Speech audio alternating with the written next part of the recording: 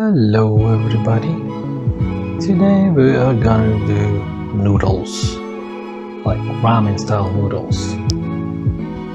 So here, as you can see, I've added some all-purpose flour, and to that I'm gonna add some eggs. Well, an egg for this recipe. So there will be eggs, some salt, and now this is the potato starch. Why am I putting potato starch? So it's going to be extra bouncy, extra firm, and well, it's for texture basically. So there, and some salt. And then I also added some alkaline water. So that's water with some lye or lye. What's lye? Well, lye. It's as in Lye, lye water. And here it's like making well, it's basically just like pasta method. So they're adding a little bit of water. So yeah, so it was like a well or a mound. And then you're just gonna mix it up, everything until it becomes a dough. When it's starting to look like you can actually knead it, just like a dough. So when it comes together, which is just about now, I'll try to turn this into a single pile like this. See? So it has to be soft, a little bit soft. If it feels a bit too hard already, then there's something wrong. See, I'm testing it for softness at this point. If it's this soft, then it means it's already okay. I mean, if you squeeze it, there's not much tension going on. See, I even have some people looking at it, or some students / disciples. Anyway, so there. Trying to clear out the bowl of the remaining flour or starch. You want it to be all sticking to the dough, just like this. Well, if you keep kneading it, eventually because it's sticky, the things on the side will just naturally stick to it. So yeah, just like this. But if it's still too soft when you keep on kneading it for like quite a while, and it feels a bit too wet, then you can add a little bit of starch, which I'm probably going to do in a couple of seconds. See, the way I'm doing it is I'm just folding it, and then kneading it. See, folding, kneading, folding, kneading. It's like turning it into a, I don't know, is that a newspaper fold or a book fold? You just fold it. See, so eventually you're trying to clean out the bowl with the remaining flour. So there, look at that. And then eventually it's going to go or turn into a soft dough or a smooth dough. So when it's a smooth dough already, then you can actually rest it already. Yeah, like well, how do I say this? Like well, at this stage, not yet. Still kneading it. So why? To form gluten. So at this stage, I feel it's still a bit too soft and it's still a bit too sticky. So I'm gonna add more flour to it. There. See? So don't worry if the area is too floury or too starchy.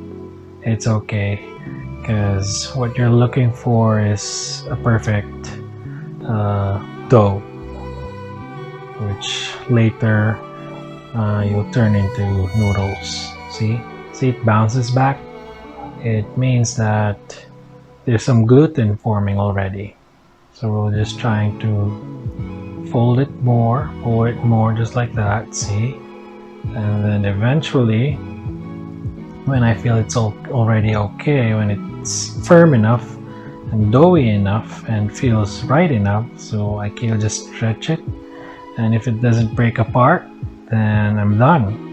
And when it's done, you just have to rest it a bit. You need to cover it.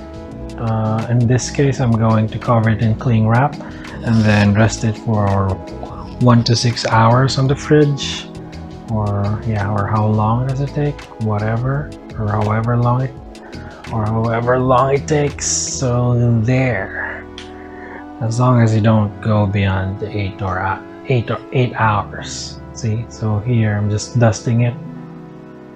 So there, I'm dusting it with flour so it won't stick that much to the cling wrap.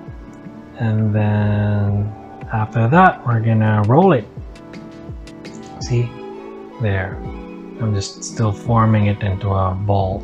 And then, yeah, it's gonna be wrapped in cling wrap or saran wrap or cling film. And then straight to the fridge. And then after relaxing it, it's time to do the noodles. So we roll it out. So we're gonna do this real quick.